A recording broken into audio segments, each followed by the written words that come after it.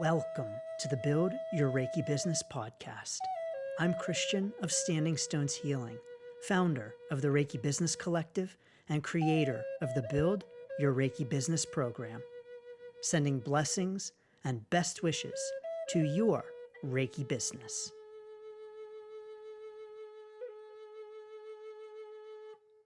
Greetings, welcome, and thanks so much for tuning in to this week's episode of the Build Your Reiki Business podcast. It's Christian of Standing Stones Healing. So honored and excited to welcome you to this week's discussion of Reiki regulation. Should Reiki be regulated?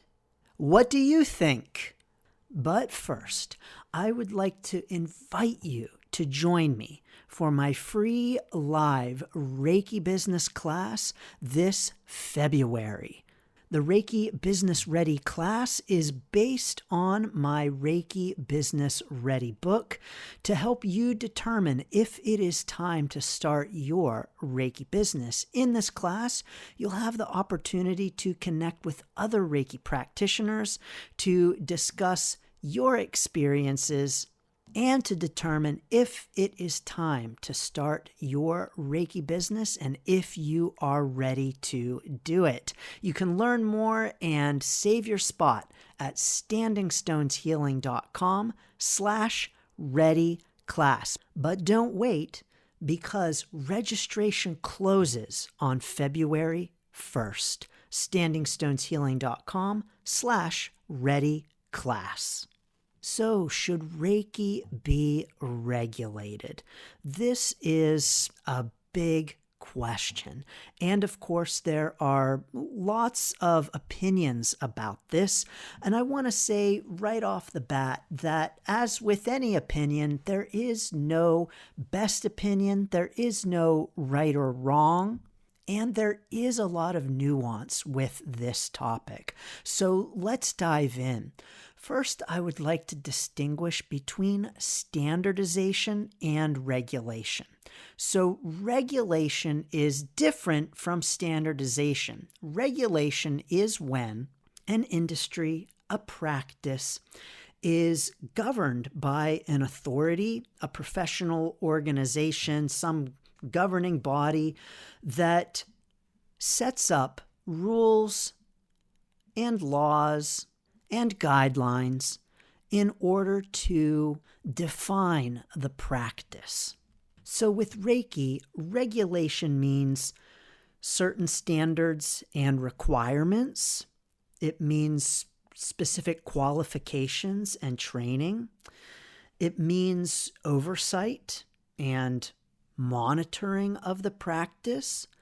So a regulatory body that ensures that practitioners are adhering to certain standards.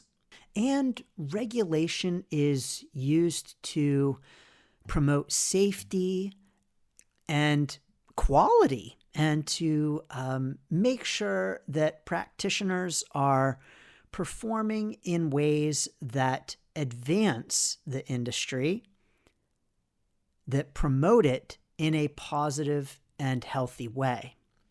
Regulation in Reiki would look like, most likely, determining who can be a Reiki practitioner. So setting certain criteria for who can train and what that training is, what it looks like, and what it means to be certified, and the things that you need to do in order to be certified. It would most often, most likely, regulation would define guidelines for ethical and professional behavior. And regulation may even impact where Reiki can be practiced and establish where one can practice Reiki. Now, I don't know about you, but that sounds to me like a lot. Determining who can practice, where they can practice, what their training looks like, and etc. including making sure that everyone is practicing in the same way, or at least under a set of rules and regulations that establish the parameters. Standardization, on the other hand, is not the same as regulation, although regulation leads to standardization. So standardization is where there are certain standards of the practice in terms of things like what practitioners learn, the type of training they receive, maybe even standards of care for clients, standards of practice that aren't necessarily regulations and aren't necessarily enforced in the way that regulations are. So regulation leads to standardization, but standardization can be separate from regulation, if that makes sense. So standardization might look like establishing the common things that everyone learns in Reiki 1 or Reiki 2 or Reiki 3. So establishing standards for what is involved in training at each level. And regulation would not only create standardization of the teachings as part of the regulation, but there would also be structures in place to enforce that standardization and to make sure that teachers are complying and that there are consequences if they are not. Regulation has its pros and cons, and I will say that regulation in and of itself is not a bad thing, because without regulations, if you rent an apartment, it could be full of lead paint, or there may be no smoke detectors, and that would be completely legal without regulation. Without regulation, we could have car seats for children that malfunction in an accident. Without regulation, we wouldn't need to have fire exits. So regulation in and of itself is not always such a bad thing. But is it right for Reiki? Well, there are some pros to regulating Reiki. The first positive thing about regulating Reiki is that it would be seen as a professional practice. So with regulation, Reiki would have a code of ethics, which would create accountability for practitioners.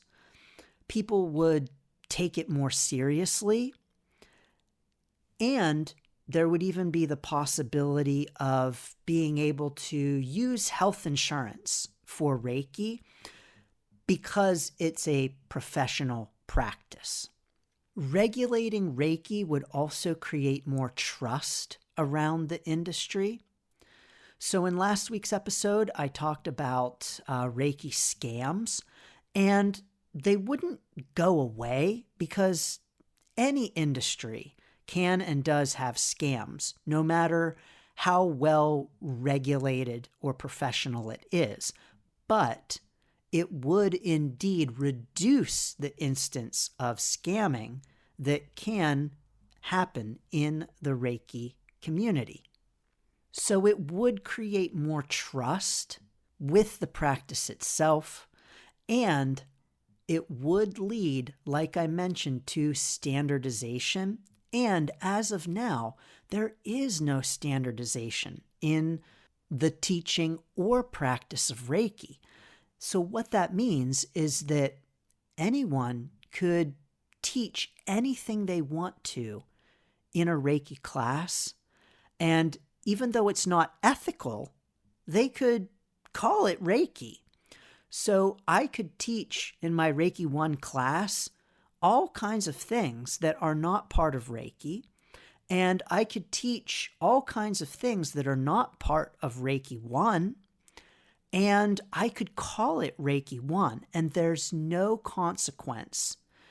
There's no ramifications for me as a teacher for doing that. Now, of course, I could damage my reputation. Of course, I can have students who find out that I'm teaching all kinds of non-Reiki things, and word could get out and it could damage my reputation. But beyond that, there's no consequence. It's the same with a Reiki session. Since there are no standards, there's no standardization, anyone could do anything in a Reiki session and call it a Reiki session. And again, while that's not ethical, there are no ramifications. There are no consequences. There is no governing body to say, I can't do that.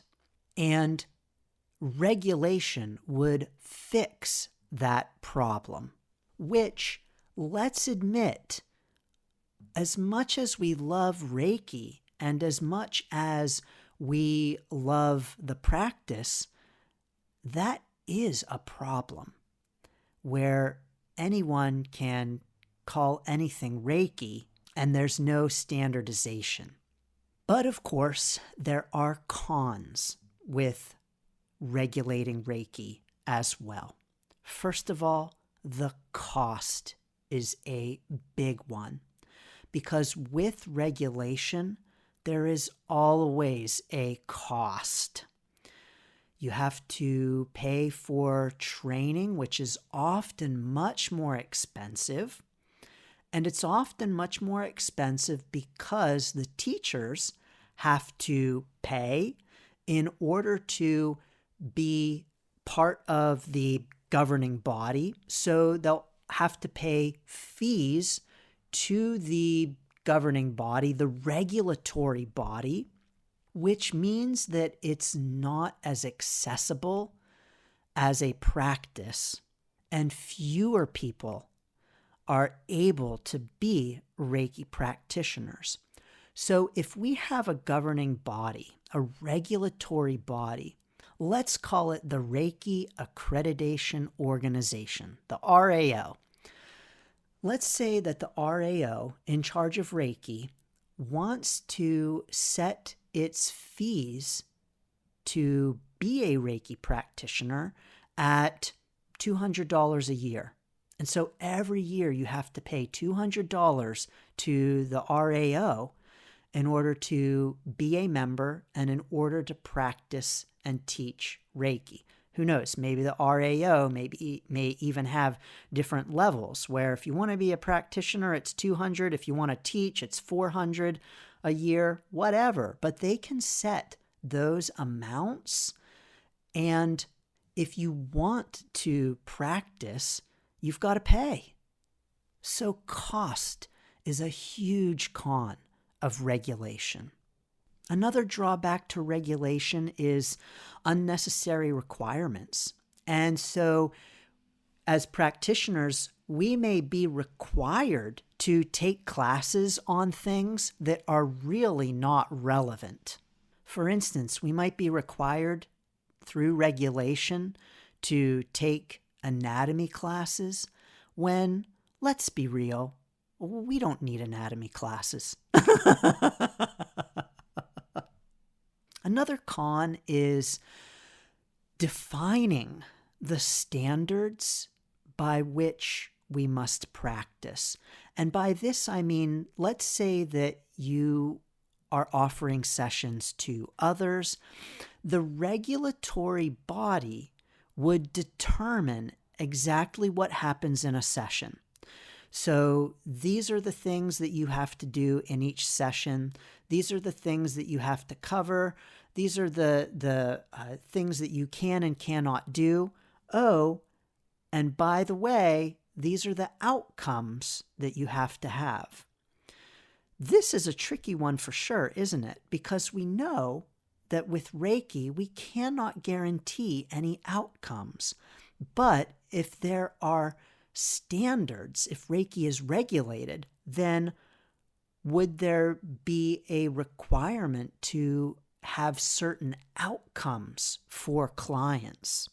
And regulation really calls into question what Reiki is anyway. So, what is Reiki anyway? Is it a spiritual practice? And if it's a spiritual practice, how can you regulate that? And if you do regulate it, is it a spiritual practice then?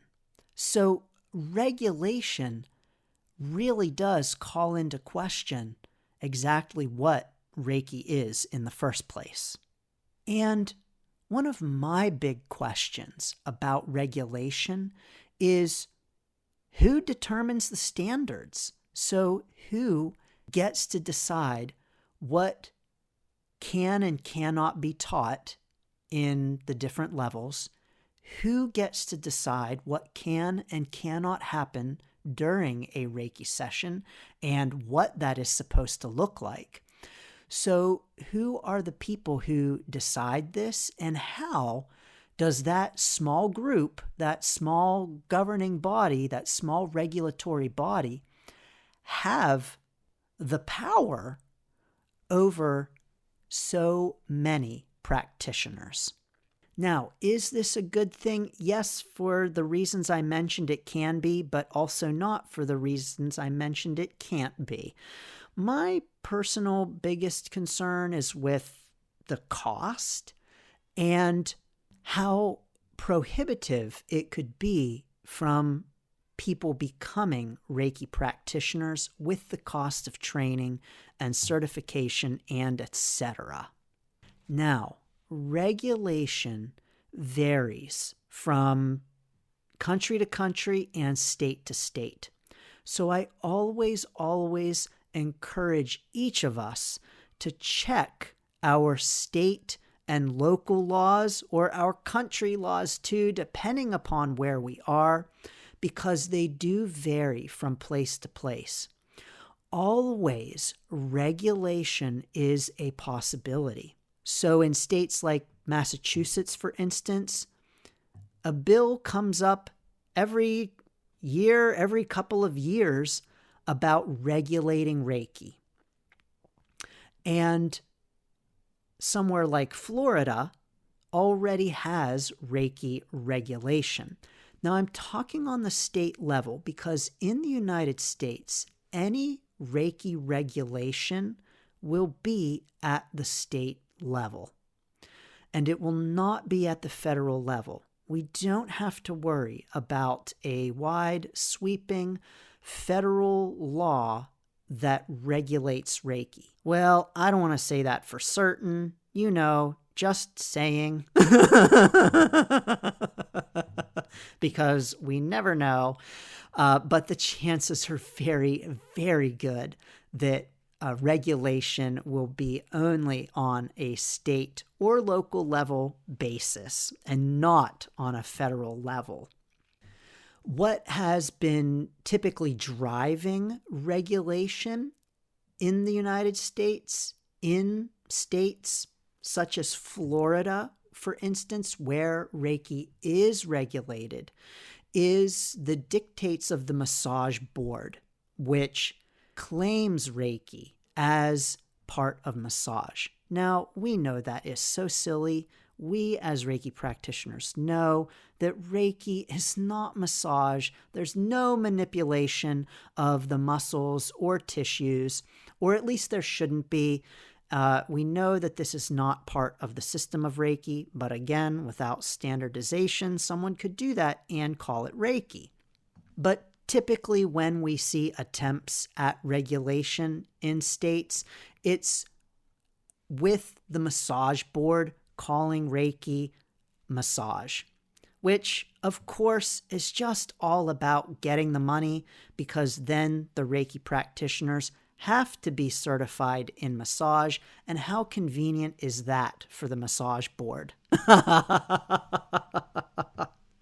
So let's be real that on some level, regulation is about money.